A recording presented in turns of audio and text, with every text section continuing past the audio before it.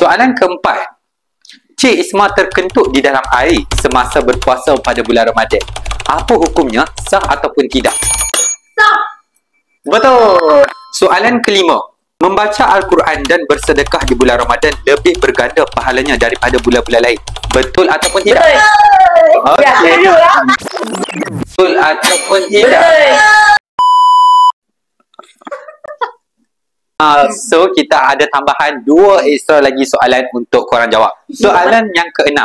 Berpuasa di bulan Ramadan adalah rukun Islam yang Kedua. salah? 3. Betul. Pandai aku cakap 3. Okey, ini adalah soalan bonus, iaitu soalan terakhirlah.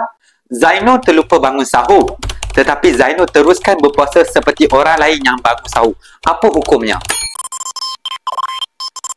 So, kalau dia niat. Betul.